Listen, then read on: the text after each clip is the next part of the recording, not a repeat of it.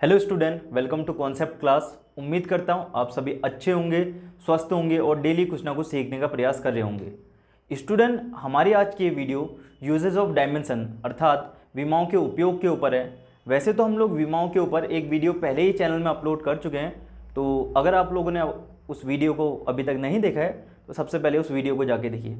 चलिए हम शुरुआत करते हैं अपनी इस वीडियो की।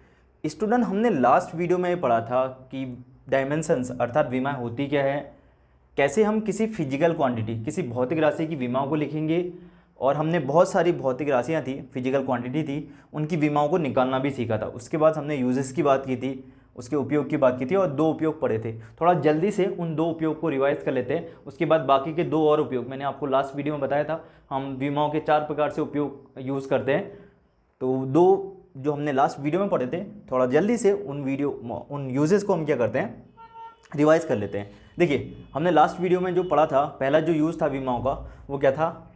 किसी भौतिक राशि के मात्रकों को लिखने में, किसी फिजिकल क्वांटिटी की यूनिट्स को लिखने में। हमने जो लास्ट वीडियो थी उसमें निकाला भी था, किसी फिजिकल क्वांटिटी की विमा से, उसकी डायमेंशन से उसके मात्रक निकाले थे।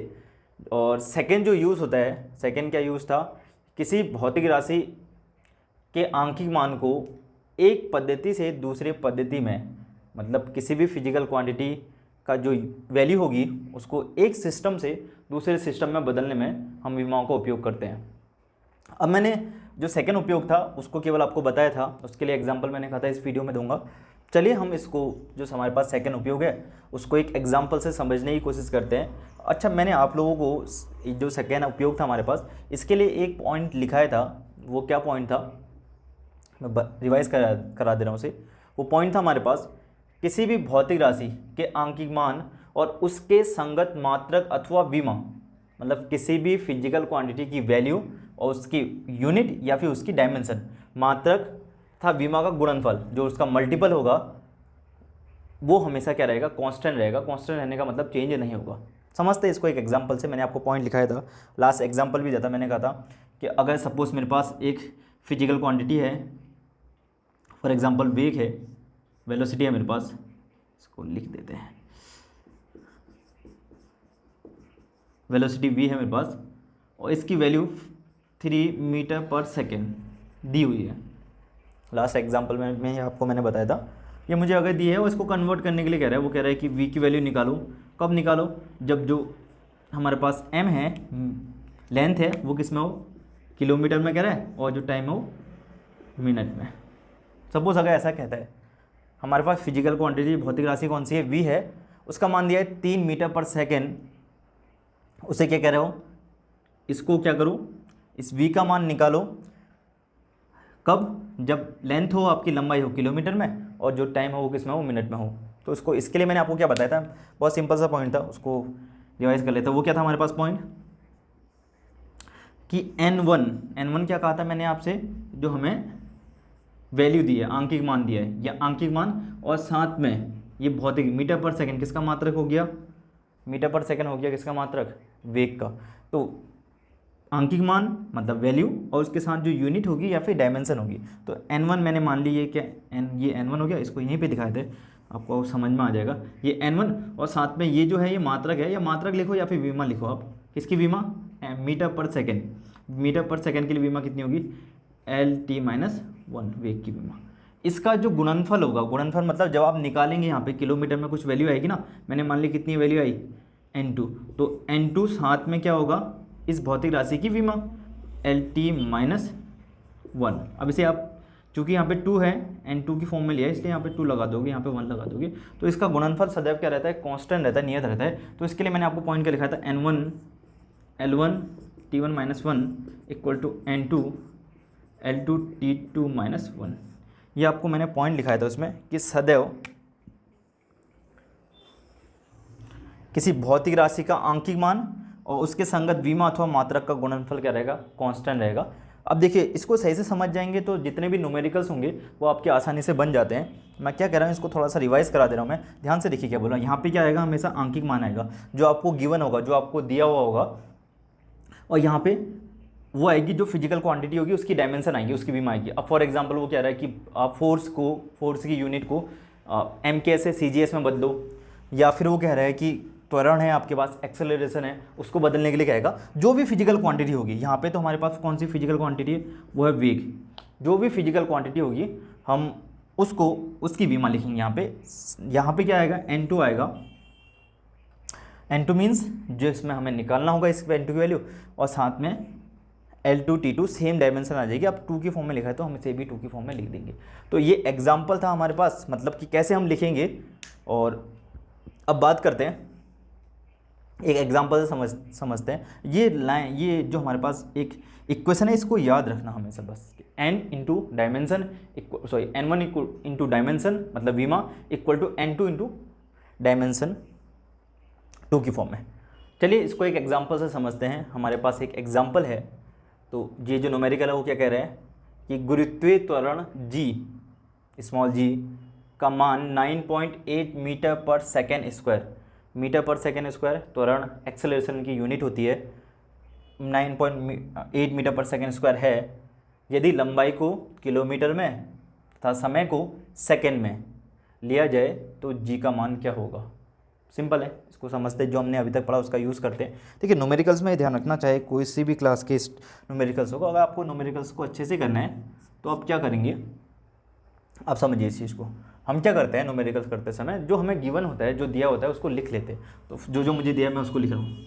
मुझे दिया है, ध्यान से देखिए, फर्स्ट ऑफ ऑल तो जी की वैल्यू लिख दे रहा हूँ। जी इक्वल टू कितना, 9.8 मीटर पर सेकेंड स्क्वायर, 9.8 मीटर पर सेकेंड स्क्वायर। अब मैंने आपसे जो लास्ट एग्जांपल कराया था उसमें ये बताया आपको कि हमारे पास फिजिकल क्वांटिटी क्या है, उसको चेक कर लो। सबसे पहले तो आपको पता होनी चाहिए जी है, जी मतलब क्या है, गुरुत्वीय त्वरण, एक्सेलरेशन है। और इसकी विमा जो होगी, इसकी विमा क्या आएगी, जो इसकी विमा होगी, डायमेंशन होगी, वो होगी LT-2। आपको सबसे पहले चेक कर लेना है न्यूमेरिकल में कि आपको जो फिजिकल क्वांटिटी दी है, भौतिक राशि दी है, वो कौन सी राशि है। अब आपका सवाल ये उठता है कि त्वरण की विमा होती है, तो गुरुत्वीय त्वरण की विमा भी क्या यही होगी। कोई सा भी त्वरण हो, गुरुत्वीय हो, अभिकेंद्र हो, कोई सा भी त्वरण होगा, उसकी विमा क्या होती है, समान ही होता है। जैसे बल की विमा हमने निकालती है mLT⁻², तो mLT⁻², वो बल की विमा थी। आप चाहे कोई सा भी बल, आप उसमें घर्षण बल लो, फ्रिक्शन फोर्स लो, ग्रेविटेशनल फोर्स लो, या फिर किसी और प्रकार का बल लेते हो, तो भी उसकी बीमा सेम रहती है। तो हमारे पास हमने जो फिजिकल क्वांटिटी है उसको चूज़ कर लिया, वो हमारे पास क्या है, जो हमें दिया है, कहने का मतलब गुरुत्वीय त्वरण दिया है, उसकी बीमा हो गई। मैंने आपसे कहा था कि आपके पास फिजिकल क्वांटिटी पता होनी चाहिए आपको। अब देखिए फिजिकल क्वांटिटी के साथ जो आपको वैल्यू दी है, ये जो दी है, ये है n1। क्लियर हो गया होगा, ठीक है। तो मैं यहाँ पे वैल्यू लिख रहा हूँ, जो जो मुझे दिया है। मुझे क्या दिया है, n1 दिया है 9.8। सही से समझते रहना इस चीज़ को, n1 दिया है। अब देखिए n1 के साथ, ये 1 के साथ ही आएगा सब, n1 m लेंथ, तो ये हो जाएगा L1। समझिए मीटर है ना, लेंथ हो गई, लंबाई हो गई। लंबाई किस में दी, लंबाई क्या है आपको, किस में दी है, मीटर में। क्लियर हो गया होगा। अगर ये 1 है तो सारे 1 की फॉर्म में लिखूंगा, ये हो जाएगी L1 और ये हो जाएगी T1। T1 कितना दिया आपको, सेकेंड। स्क्वायर नहीं लिखना मुझे दिखाना है कि टाइम किस में दिया हुआ है। अच्छा ऐसे ही सेकेंड, मुझे जो n2 निकालना है, क्या बोला उसने, किस चीज़ में कन्वर्ट करना है, यहाँ पे लिख दे रहा हूँ मैं, कैसे कन्वर्ट करना है। उसने कहा कि मुझे m को, लेंथ को कन्वर्ट करना है किलोमीटर में, और जो समय है इसको कन्वर्ट करना है किसमें, मिनट में। क्लियर हो गया होगा। तो जो मुझे मान निकालना है, n2 निकालना है मुझे, कितना निकालना है मुझे, n2 रेड से लिख लेते हैं, n2 निकालना है, ये n2 मुझे निकालना है L2, n2 के साथ। तो L2 मतलब लेंथ किस में निकालनी है आपको, किलोमीटर में, और जो T है T2, ये हो जाएगा कितना, ये हो जाएगा मिनट में। इतनी बात तो क्लियर होगी। सबसे पहले यही है, आपको क्वेश्चन अगर समझ में आ गया है कि क्वेश्चन में क्या क्या गिवन है, क्या क्या दिया हुआ है, तो आप न्यूमेरिकल्स को आराम से बना सकते हैं। चलिए जो पॉइंट हमें पता है हम उसका यूज़ करते हैं। क्या क्या पता है, चूँकि n1 जो लास्ट लाइन मैंने आपको लिखाई थी उस पर फोकस करना। n1 साथ में उस भौतिक राशि की विमा, भौतिक राशि कौन सी है, गुरुत्वीय त्वरण, तो विमा आएगी LT-1। अब चूंकि n1 है इसलिए यहाँ पे 1 लिख दूंगा, इक्वल टू होना चाहिए N2 और साथ में भौतिक राशि की विमा, यहाँ हो जाएगा L2 T2 माइनस 2, सॉरी यहाँ पे -2 होगा। इतनी बात क्लियर हो गई होगी आपको। N1 साथ में वो भौतिक राशि की विमा। देखिए अब क्या कर सकता हूँ, मैं इसे थोड़ा सिंप्लीफाई करता हूँ, सरल कर देता हूँ। N1 को इधर रखा मैंने, N2 को इसके डिवाइडिंग में ले आया बट्टे में, तो N1 अपॉन ये आ जाएगा N2, यहाँ पे इक्वल टू, देखिए L2 T2 माइनस 2 अपॉन ये इसके डिवाइडिंग में आ गया, इसके बट्टे में आ गया, और इसको इसके डिवाइडिंग में लेके जा रहा हूँ, बट्टे में लेके जा रहा हूँ, तो ये कितना हो जाएगा L1 T1 माइनस 2। न्यूमेरिकल पे फोकस करेंगे तो एक न्यूमेरिकल से ही, अगर एक न्यूमेरिकल को अच्छे से समझ गए तो आपके आराम से न्यूमेरिकल बाकी भी बन जाएंगे। चलिए आगे देखिए और क्या कर सकता हूँ मैं इसे क्या कर रहा हूँ, इक्वल टू, मैं L लेंथ को अलग अलग लिख रहा हूँ, मतलब एक साथ लिख रहा हूँ, L2 अपॉन L1, इसको एक साथ लिखा, दोनों की पावर 1 है तो ऐसे ही छोड़ सकता हूँ, इंटू T2 अपॉन T2 की पावर -2 अपॉन T1 की पावर -2। इस पे फोकस करना। मैंने लास्ट वीडियो में छोटी छोटी चीज़ें भी मैं आपको बता रहा हूँ, ताकि जितने भी पॉइंट मैं लिखा रहा हूँ, मतलब जो मैं न्यूमेरिकल आपको बता रहा हूँ आसानी से आपको समझ में आ जाए। तो ये था L2 अपॉन L1, इसको मैंने सेम रखा। इसको देखिए, अब अगर मैं इस T1 को ऊपर लेके जाता हूँ तो इसकी पावर प्लस में हो जाएगी, ये हो जाएगी T1 ऊपर लेके गया उसको, ये हो जाएगी +2 अपॉन T2 को नीचे लेके आया, T2 की पावर ये भी हो जाएगी +2। क्लियर हो गया होगा। और समझते हैं इसे, इक्वल टू पहला वाला जो फंक्शन मतलब टर्म है हमारे पास, पद है, इसको सेम लिखो, L2 upon L1 into T1 upon T2, दोनों का स्क्वायर है तो होल ऑफ स्क्वायर लिख सकता हूँ। मैं इसे लिख रहा हूँ T1 अपॉन T2 की होल पावर स्क्वायर। क्लियर हो गया होगा। तो फाइनली आपके पास क्या बना है, यहाँ पे क्या बना, N1 अपॉन N2, ये बना आपके पास N1 upon N2 equal to, value रख रहा हूँ मैं L2 अपॉन L1। L2 किस में है, देखिए लिखे सब आपने, L2 किस में है, किलोमीटर, तो ये आएगा किलोमीटर अपॉन L1 किस में है, metre, kilometre upon metre into, यहाँ पे भी देखिए T1 किस में है, सेकेंड में, और T2 किस में, मिनट में, तो इसे लिख सकता हूँ सेकेंड अपॉन मिनट का होल ऑफ स्क्वायर। खाली वैल्यू रख दी मैंने, कुछ स्पेशल नहीं किया है। इक्वल टू क्या करूँगा, किलोमीटर कन्वर्ट करता हूँ दोनों को, एक ही मतलब मात्रक बना रहा हूँ, एक ही यूनिट बना रहा हूँ, तो किलोमीटर को लिख रहा हूँ मैं 1000 मीटर, सबको पता होगा 1 किलोमीटर में 1000 मीटर, इंटू सेकेंड को भी कन्वर्ट करो, सेकेंड सेम रखो, मिनट मतलब 60 सेकेंड, और इसका होल ऑफ स्क्वायर, तो मिनट से ये मिनट कैंसिल, सेकेंड से सेकेंड कैंसिल, तो अब आपके पास फाइनली कितना आया, ये आया आपके पास 1000 गुणा 1/60, 60 का स्क्वायर करो तो ये आ जाएगा कितना, 6 का स्क्वायर 36, और 1 0 का 2 0, तो कुल मिला के ये आ गया 2 0 से 2 0 कैंसिल भी हो गए, 2 से कैंसिल करो 5 कितना 18, तो कुल मिला के आ गया 5/18, और इस तरफ चल रहा है N1/N2। आपको वैल्यू किसकी निकालनी है, आपको वैल्यू निकालनी है N2 की, तो मैं क्या करूँगा, क्रॉस मल्टीप्लिकेशन कर रहा हूँ, 5N2 इक्वल टू 18N1, और सिंप्लीफाई कर रहा हूँ, N2 equal to 18N1/5 equal to, value रख देते हैं इसे, ठीक है, ये आ गया 18N1 का मान है आपके पास कितना है, 9.8/5, और सिंपल कर सकते हैं, करो और सिंपल हो सकता है, और सिंपल है, पॉइंट हटाओ 0 बढ़ाओ, कितना हो गया, यहाँ हो गया 25 25, और यहाँ पे कितना हो गया, ये हो गया 49, तो आपके पास कितना आया कुल मिला के 18 × 49/25, मल्टीप्लाई करते हैं इसे 14 और 89 को, रफ मल्टीप्लाई कर दे रहे हैं यहाँ पे, कितना आएगा 18, 49, 72, 2, 7, 9 एंड 16, 4, 2, 3, 4 और 3 7, ये आया 2, 6, 8, 8 ये आ गया 8, 8, 8, 2 आ रहा है, तो 8, 8, 2, 8, 8, 2 अपॉन 25। अब डिवाइड कर देते हैं 8, 8, 2 को 25 से, कितना आ रहा है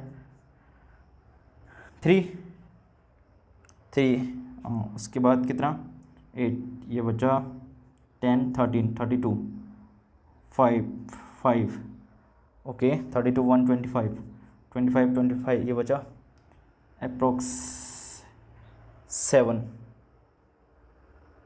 7.23, ये अप्रोक्स लगभग आया 35.3 के, इतना लगभग। और मात्रक क्या लिखूंगा मैं, किस में कन्वर्ट हो गया, किलोमीटर पर मिनट स्क्वायर। आई होप आपको इतना समझ में आ गया होगा। इस न्यूमेरिकल्स को फिर से ध्यान से देखिए, अगर कोई दिक्कत आती है तो दोबारा से वीडियो को चलाइए और फिर से न्यूमेरिकल्स को देखिए। एक एक पॉइंट मैंने बताने की कोशिश की है। एक और एग्जांपल लेते हैं इसी टाइप के, जो हमारे पास कॉन्सेप्ट है कि हम कैसे किसी फिजिकल क्वांटिटी की यूनिट को एक सिस्टम से दूसरे सिस्टम में बदल सकते हैं। क्लियर हो गया होगा।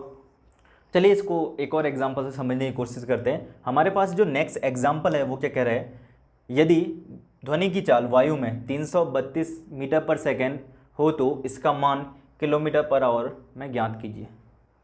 सेम टाइप का क्वेश्चन है, उसको भी समझते हैं। मैंने आपसे जो कहा था उसी को फॉलो करते हैं। मैंने आपसे कहा था कि हम क्या करेंगे, फर्स्ट ऑफ ऑल तो लिखेंगे दिया है। जब तक आप क्वेश्चन में पहचानेंगे नहीं क्या क्या गिवन है, तब तक आप न्यूमेरिकल को अच्छे से नहीं कर सकते। तो हमारे पास गिवन है, क्या दिया हुआ है, देखिए हमें क्या दिया है, वेग, स्पीड मतलब चाल दी हुई है, कितना 332 किलोमीटर पर सेकेंड, मीटर पर सेकेंड, ये आपको दिया है। तो पहला काम क्या है, आप भौतिक राशि को पहचानिए। तो लिखा हुआ है, क्वेश्चन में लिखा है भौतिक राशि क्या है हमारे पास, चाल की विमा LT -1। क्लियर हो गया होगा। उसके बाद मैंने आपसे क्या कहा था, मैंने कहा था जो हमारे पास वैल्यू दी हुई है वो होगी N1। तो हमें N1 कितना दिया है, इसको भी देख लेते हैं। N1 जो मान दिया हुआ है कितना 332।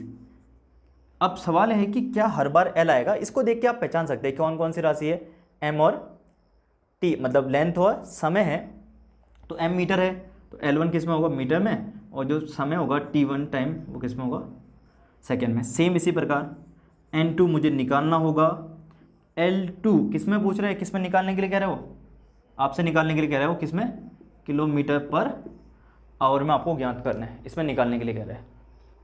तो कैसे निकालेंगे, L2 इक्वल टू कितना दिया आपको, L2 इक्वल टू दिया है किलोमीटर, और जो T2 है वो आवर दिया है। तो अब मुझे निकालना है वही चीज़ जो मैंने इससे पहले की थी। अब मैं डायरेक्ट कर रहा हूँ क्योंकि इससे पहले न्यूमेरिकल में हम लोग कर चुके हैं उस चीज़ को, हम सीधे लिख रहे हैं, चूँकि जितना मैंने लिखाया था उसको फॉलो करा। मैंने क्या कहा था, N1/N2। तो यहाँ पे क्या आएगा, या पूरी लाइन लिख ही देते हैं, आपको दिक्कत आएगी।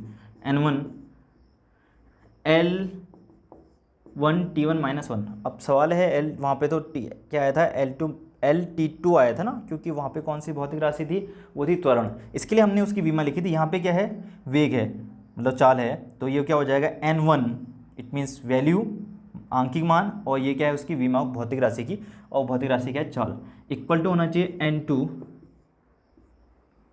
L2 T2 -1। इतनी बात तो आपको समझ में आ गई होगी। ये हर न्यूमेरिकल में आपको ऐसा ही करना है, पहले वैल्यू और साथ में उस भौतिक राशि की विमा। अगर सपोज यहाँ पे बल कहता तो मैं क्या लिखता, MLT -2, तो सब में 1 1 लगाया था। MLT -2 बल की विमा होती है। तो इसे और कैसे सिंपल कर सकता हूँ मैं, देखिए N1/N2 लास्ट वीडियो में लिखा है मैंने, सॉरी लास्ट टाइम हमने किया था, तो इसको देखते हैं।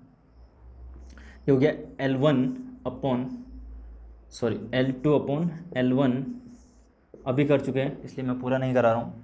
साथ में क्या आएगा, T2 -2/T1 -1। क्लियर हो गया होगा।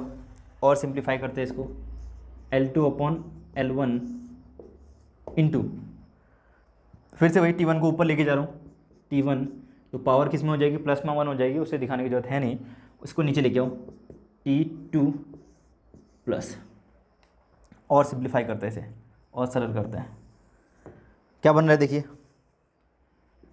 N1 upon N2 equal to, ये बना हमारे पास L2 अपॉन L1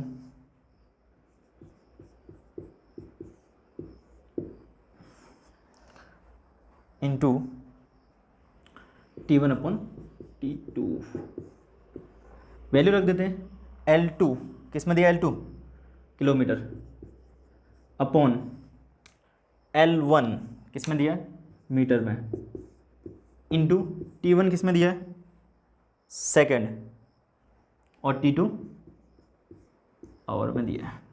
कन्वर्ट करो फिर से इसे, किलोमीटर को मीटर में बदलो, सेम यूनिट बना रहे हैं, 1000 मीटर, सेकेंड को ऐसे रखो, आवर मतलब 3600 सेकेंड, 1 घंटे में कितने सेकेंड, 3600, कैंसिल करो, मीटर से मीटर, सेकेंड से सेकेंड, और भी कैंसिल करो, 2 जीरो से 2 जीरो, ये भी कैंसिल हो गए, और यहाँ पे और कैंसिल कर दूँ, 18, 18, 2 से कैंसिल करो, और ये 5, फाइनली कितना है आपके पास, N1 upon N2 equal to 5 upon 18, फिर से क्रॉस मल्टीप्लिकेशन कर रहा हूँ, तो ये कितना आएगा, 5N2 इक्वल टू 18N1, या फिर N2 equal to 18N1 upon 5। Clear हो गया होगा। अब वैल्यू रख देते हैं, जो हमारे पास N1 की वैल्यू है यार, 18 इंटू N1 की वैल्यू क्या दी आपको, 332, 332 अपॉन 5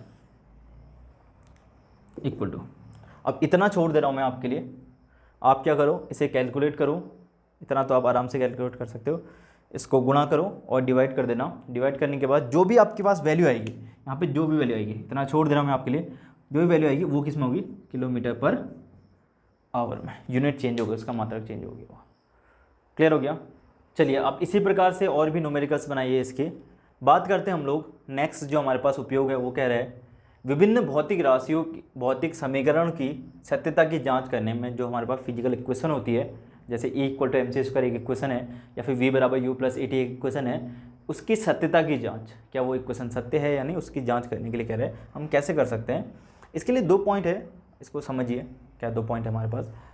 क्या कह रहा है, पहला पॉइंट ये कह रहे हैं किसी भी भौतिक राशि, कोई भी भौतिक समीकरण तभी सत्य मानी जाएगी जब उसके प्रत्येक पद की विमा समान होगी। फिर से रिपीट कर रहा हूँ, कोई भी भौतिक समीकरण तभी सत्य मानी जाएगी जब उसके प्रत्येक पद की विमा क्या होगी, प्रत्येक टर्म जो होता है उसकी डायमेंशन विमा जो होगी वो समान होगी। एक ये पॉइंट होगा। सेकंड पॉइंट की बात करते हैं, हमारे पास जो सेकंड पॉइंट है वो कह रहा है किन्हीं 2 भौतिक राशियों को जोड़ा अथवा घटाया जा सकता है जब उनकी विमाएँ क्या होंगी, समान होंगी। मतलब जो 2 हमारे पास फिजिकल क्वांटिटी है, अगर उनको जोड़ा गया डेफिनेटली उनकी विमाएँ क्या होंगी, समान होंगी। इन 2 पॉइंट के बेस पे ही हम समझते हैं कैसे हम किसी फिजिकल इक्वेशन भौतिक समीकरण की सत्यता की जांच करते हैं। पहली इक्वेशन जो हमारे पास है इसको समझिए, जो फर्स्ट इक्वेशन है वह है V बराबर U प्लस AT, इसकी सत्यता की जांच करते हैं। अब पॉइंट समझिए जो मैंने हम आपको बताया, ये इक्वेशन सत्य कब होगी, जब ये तीनों, कितने पद है इसमें, 3 टर्म है, इन 3 टर्म की क्या होनी चाहिए, डायमेंशन क्या होनी चाहिए, बराबर होनी चाहिए। अगर इन तीनों की विमाएँ समान होंगी तो ये इक्वेशन सत्य होगी। अब मैं हर एक पद की अलग अलग विमा निकाल रहा हूँ। तो पहला जो मेरे पास है वो है V की विमा, डायमेंशन निकाल रहा हूँ मैं। V की विमा क्या निकलेगी, इसको समझिए। V क्या है, वेग है। अब वेग की विमा चाहे प्रारंभिक हो चाहे अंतिम हो, हर बार क्या होती है, LT-1। ये तो हो गई V की विमा। U की विमा ये भी सेम आएगी, क्योंकि ये भी ये वेग है, प्रारंभिक वेग होता है, कोई फ़र्क नहीं पड़ता प्रारंभिक अंतिम है, विमा समान होगी। और बात करते हैं अगला जो टर्म है AT, इसकी विमा तीनों की समान होनी चाहिए। अगर AT की भी कितनी आ रही है, LT-1 आ रही है, इसका मतलब ये इक्वेशन क्या होगी, सत्य होगी। इसको निकाल लेते हैं। हमारे पास क्या है, ए है त्वरण, इसकी विमा कितनी होती है, LT-2। अब आपको मैंने लास्ट वीडियो में भी कहा था कुछ विमाएँ आपको याद होनी चाहिए। और T, टाइम के लिए T आ जाएगा। फिर से रिपीट कर रहा हूँ, A इंटू T, A की विमा LT-2, T टाइम है तो कैपिटल T, यह आ जाएगा L ऐसे रहा, टी की पावर कुछ नहीं है, इसका मतलब 1 है, तो माइनस का 2 प्लस का 1, ये बचेगी कितना, माइनस का 1। तो आप देखिए यहाँ पे L T minus one, L T minus one, L T minus one, जो तीनों टर्म है वी, यू और ए टी, इन तीनों की विमाएँ क्या है, समान है। इसका मतलब क्या होगी, ये इक्वेशन क्या होगी, सत्य होगी। सत्य इसीलिए हम लोग पढ़ते हैं। चलिए आगे बात करते हैं। हमारे पास जो नेक्स्ट है, नेक्स्ट इक्वेशन हम लोग जांच करते हैं। एस बराबर U T plus half A T square,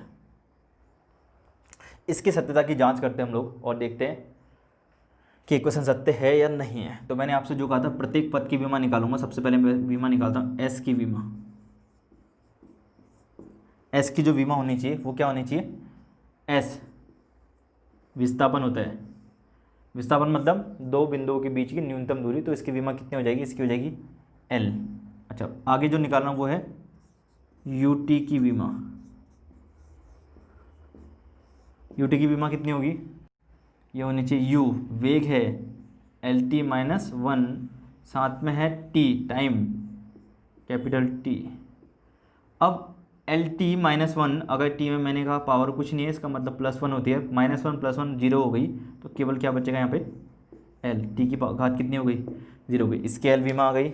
next जो हमारे पास है एस की निकाल दी, यू टी की। अब यहाँ पे देखिए जो हमारे पास टर्म है 1/2 ए टी स्क्वायर, ये है ना अगला पद हमारे पास, इसकी विमा निकाल रहा हूँ मैं। इसकी विमा पे ध्यान दीजिए, जो हमारे पास ये कांस्टेंट है नंबर 1/2, ये हट जाता है विमा निकालते समय, कांस्टेंट की कोई विमा नहीं होती, तो केवल विमा किसकी निकालूंगा मैं, ए टी स्क्वायर। क्या ए है त्वरण विमा, एल टी माइनस टू, साथ में into T square, capital T square, क्योंकि जो स्मॉल टी है वो टाइम है, टाइम की विमा कैपिटल टी होती है, तो इसका स्क्वायर आ जाएगा।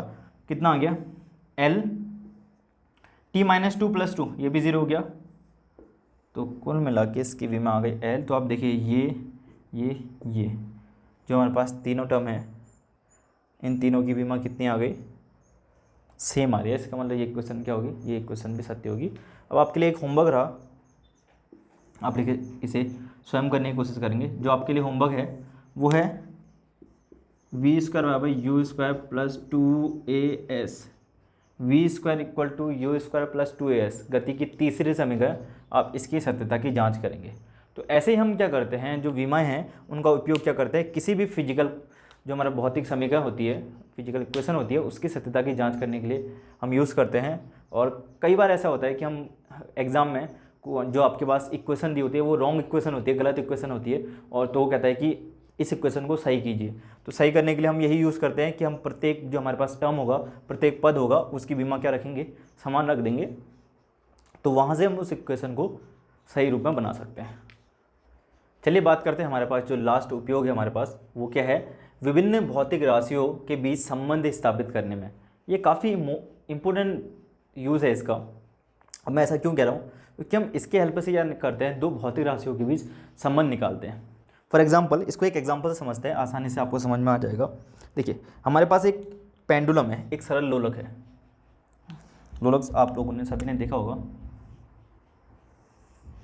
एक झूले के रूप में भी ले सकते हैं हम इसे, या फिर पेंडुलम वॉच देखी होगी आपने।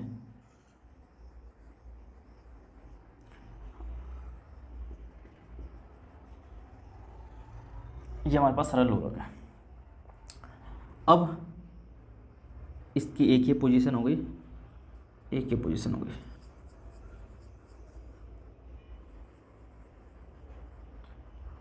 इसको बना देते हैं ऐसे, चलिए थोड़ा सा रफ चित्र है लेकिन फिर भी समझने की कोशिश कीजिए। ये इसका द्रव्यमान हो गया, ये एक सरल लोलक है, और यहाँ से यहाँ तक इसकी लंबाई हो गई एल मान ली मैंने। ये इसका द्रव्यमान हो गया, मास हो गया एम। अब लोलक का मोशन कैसे होता है, सरल लोलक का मोशन आपने देखा होगा, यहाँ से इस ये होती है उसकी साम्य अवस्था, यहाँ से चलना शुरू करेगा, ऐसे मूव करेगा, यहाँ मूव करेगा, और वापस जब इस पोजीशन पे आ जाएगा। एक चक्कर पूरा करने में जो लगा समय होता है उसको हम बोलते हैं आवर्तकाल या फिर टाइम पीरियड बोलते हैं। तो हमें ये निकालना है, मुझे संबंध निकालना है। क्या संबंध निकालना है कि जो मेरे पास आवर्तकाल है, जो आवर्तकाल मेरे पास कैपिटल टी है, वो कौन कौन सी भौतिक राशि पर डिपेंड करता है और कैसे डिपेंड करता है,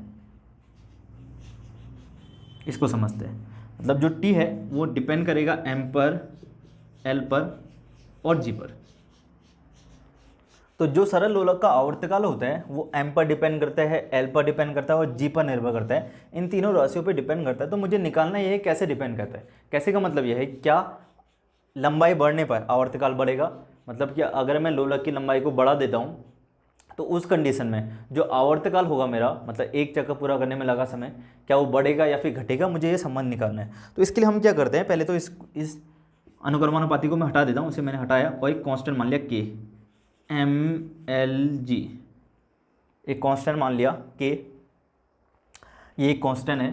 अब क्या करता हूँ, लेट, मैं मान रहा हूँ कुछ, माना मैंने, क्या माना इसको सही से समझिए। टी इक्वल टू के ऐसे रहा, एम की पावर ए, एल की पावर बी और जी की पावर सी। अब ऐसा क्यों मान रहा हूँ मैं इनकी घात क्यों मान रहा हूँ। देखिए होता क्या है कि जो आवर्तकाल है वो एल पर डिपेंड कर रहा है, एम पर डिपेंड कर रहा है, जी पर डिपेंड कर रहा है। कैसे डिपेंड कर रहा है मुझे ये निकालना है। मतलब कि क्या जो एम है वो टी के अनुक्रमानुपाती होगा, प्रोपोर्शनल होगा, या फिर इन्वर्सली प्रोपोर्शनल होगा। अभी मुझे कुछ नहीं पता है, ऐसा मुझे संबंध निकालना है, चेक करना है। तो मैं क्या करता हूँ, पावर मान लेता हूँ एम की पावर ए। अब अगर ऐसा हुआ कि ए का मान माइनस में आया तो फिर क्या होगा, व्युत्क्रमानुपाती हो जाएगा, मतलब इन्वर्सली प्रोपोर्शनल हो जाएगा। इन्वर्सली प्रोपोर्शनल का मतलब टी का मान बढ़ेगा। देखिए टी इक्वल टू 1/m आ गया, समझिए इस चीज़ को। t इक्वल टू 1/m आ गया, इसका मतलब है कि t अगर m का मान बढ़ेगा तो t का मान घटेगा, उल्टे हैं एक दूसरे के। अब इसी को मैं ऐसा लिख सकता हूँ, m की घात -1। समझिए मैं क्यों मान रहा हूँ उसे ऐसा। तो m की घात -1 लिख रहा हूँ। तो अगर -1 आ गई, a का मान जो मैंने घात मानी है, पावर मानी है, उसका मान -1 आ गया, इसका मतलब इन्वर्सली प्रोपोर्शनल है, मतलब उल्टे हैं। और अगर +1 आया, इसका मतलब जैसे जैसे m बढ़ेगा वैसे वैसे क्या होगा, t बढ़ेगा। अगर -1 आया तो क्या आएगा, जैसे m बढ़ेगा t घट जाएगा। तो अब मुझे निकालना है, तो अब हम सॉल्व करते हैं इसे। इसलिए मैंने इसकी घात को क्या मान लिया, a b और c। अब अगर व्युत्क्रम इन्वर्सली प्रोपोर्शनल होगा तो माइनस आ जाएगा, प्रोपोर्शनल होगा तो प्लस में आ जाएगा। चलिए अब जो हमने इससे पहले यूज़ पढ़ा था इसका, कि किसी भी फिजिकल जो हमारे पास भौतिक समीकरण होती है वो इक्वेशन तभी सत्य कहलाती है जब उसके प्रत्येक पद की बीमा बराबर होगी, या फिर LHS बीमा इक्वल टू RHS बीमा होती है। हम इसको ऐसे समझते हैं, तो उसी का यूज़ कर रहा हूँ मैं। तो मुझे ये करना है, दोनों साइड की बीमा लिख रहा हूँ, LHS और RHS की। अब मैं बीमा लिख रहा हूँ, तो बीमा लिख रहा हूँ, बीमा लिखने पर डायमेंशन लिख रहा हूँ मैं इसकी। डायमेंशन कैसे लिखूँगा, देखिए ध्यान से। यहाँ पे t आवर्तकाल है, समय है, समय की तो आ जाएगी t। अब मैं इसे m0 लिख दे रहा हूँ और L0 लिख रहा हूँ। अब आप बोलेंगे यहाँ पे m और l तो है ही नहीं, अब लिख सकते हैं ऐसा, घात अगर 0 लगा देते हैं तो कोई इफेक्ट नहीं पड़ता। मतलब मैं जो बीमा l है उसी को कितना लिख सकता हूँ, t की पावर m की पावर 0, t की पावर 0 और l लिख सकता हूँ मैं। कोई इफेक्ट नहीं पड़ने वाला, किससे, इस m0 से और t0 से, क्योंकि इन दोनों का मतलब क्या होता है, एक ही है। तो आप l को इतना भी लिख सकते हैं। अब क्यों लिख रहे हैं फिर, अगर मतलब क्या लिखने की जरूरत पड़ी, क्योंकि मैंने आपसे अभी कहा कि हम क्या करेंगे, दोनों LHS और RHS दोनों साइड की क्या करेंगे, विमाओं को बराबर करेंगे। विमाओं को बराबर करने के लिए मुझे m l t तीनों ही पद चाहिए, इसलिए मैंने लिख दिए। तो t को मैं कुल मिला के m0 l0 और t लिख सकता हूँ। इसका मतलब t ही है, ये दोनों 1 हो गए। इक्वल टू, अभी मैंने आपको बताया था कांस्टेंट की विमा नहीं लिखते, जो m है द्रव्यमान है, इसकी विमा होगी कैपिटल M की पावर a, l लेंथ है, इसकी विमा होगी b, और जो हमारे पास g है गुरुत्वीय त्वरण है, उसकी विमा होती है LT-2 और इसकी विमा c। क्लियर हो गया होगा। m0 l0 t और उस तरफ की विमा क्या आई, m की पावर a, l की पावर b, LT-2 की पावर c। अब इसको पावर को अंदर मल्टीप्लाई कर देता हूँ, तो ये आ रहा है m सेम रहा, इसकी पावर a अंदर मल्टीप्लाई कर दो, ma lb और lc और t कितना -2c। अंदर मल्टीप्लाई करेंगे तो l की पावर c आ जाएगा और t की पावर कितना आ जाएगा -2c आ गया। इस तरफ सेम ही रहने दे रहा हूँ। अब देखिए m के साथ कोई और पद है m वाला नहीं है, तो m की पावर a। l की देखिए एक l ये है, एक l ये है। आपको पता है गुणा में घाता जुड़ जाती है, तो इसका मतलब l की पावर b, l की पावर c, तो ये आएगा l की पावर b प्लस c, और t एक ही सिंगल पद है, ये आ जाएगा t की पावर -2। तो RHS की विमा हमारे पास इस प्रकार आई MAL B प्लस C और T -2। और RHS की क्या है, RHS की है M0 L0 T। चलिए दोनों साइड की विमा हम निकाल चुके हैं। अब घातों की तुलना करते हैं। इसको मिटा देता हूँ, इसकी कोई ज़रूरत नहीं है मैं आपको।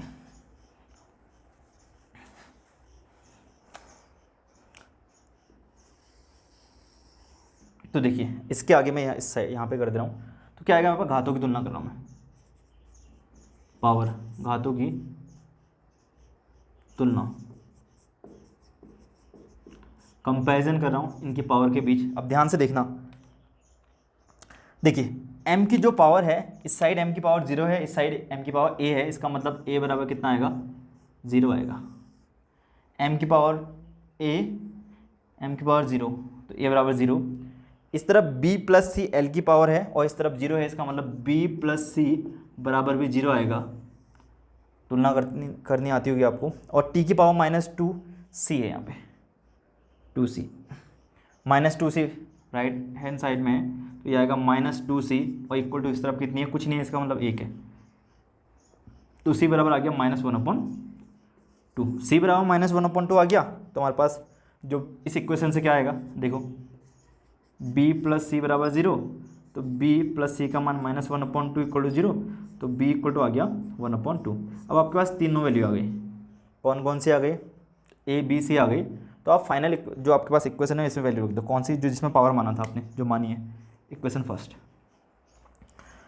फर्स्ट में यूज़ करा, समीकरण 1 से यूज़ कर रहा हूँ, उसमें वैल्यू रख देता हूँ मैं। तो मेरे पास जो t आएगा फाइनली कितना आएगा, t आएगा k ऐसे रहा, m की पावर कितनी आई है, a 0 आई है, l की पावर b कितना 1/2, और जो हमारे पास g है उसकी पावर आई है -1/2। इसको लिख सकता हूँ t equal to k, same m की पावर 0 मतलब हट गया हो, उसका मान 1 हो गया, l की पावर 1/2, और g को जब मैं हर में लेके जाऊंगा ये हो जाएगी +1/2। तो फाइनल जो आपके पास आएगा, क्योंकि 1/2 कितना होता है, ये हो जाता है अंडर रूट में, तो ये हो जाएगा k, दोनों को रूट में लिख सकता हूँ क्योंकि पावर 1/2 का मतलब कितना होता है, अंडर रूट। तो आपके पास जो फाइनल फॉर्मूला आया वो है t equal to k L/g। इस प्रकार हमने विमाओं के उपयोग पढ़े, 4 उपयोग पढ़े, और उससे रिलेटिव हमने कुछ न्यूमेरिकल्स भी किए। तो आप इन क्वेश्चनों को रिवाइज़ कीजिए, जो हमने प्रकार पढ़े हैं इस टाइप के और भी क्वेश्चन बनाने की कोशिश कीजिए। होता क्या ना, जब हम वीडियो को देखते हैं या फिर हम ऑफलाइन क्लास में पढ़ रहे होते हैं तो हमें टॉपिक आराम से समझ में आ जाते हैं। अगर हमने फोकस किया है, तो हमने ध्यान दिया है, वो टॉपिक हमें आराम से समझ में आ जाएगा। लेकिन जब तक हम उसे रिवाइज़ नहीं करेंगे तब तक वो हमारे माइंड में बसा नहीं रहता है। इसलिए कोशिश कीजिए कि आप एक बार इन क्वेश्चनों को फिर से बनाइए। किसी प्रकार की कोई दिक्कत आती है तो वीडियो को दोबारा देखिए, फिर भी कोई दिक्कत आती है तो आप मुझे कमेंट करके बता सकते हैं। अगर आपको ये वीडियो पसंद आती है तो वीडियो को लाइक कीजिए, ज़्यादा से ज़्यादा वीडियो को शेयर करने की कोशिश कीजिए। अगर आप लोग चैनल में नए हैं और अभी तक चैनल को आपने सब्सक्राइब नहीं किया है तो सबसे पहले चैनल को सब्सक्राइब कर लीजिए, बेल आइकन को दबा दीजिए ताकि आने वाली वीडियो का नोटिफिकेशन सबसे पहले आपको मिल जाए। बात करते हैं अगले टॉपिक की नेक्स्ट वीडियो में। Thank you.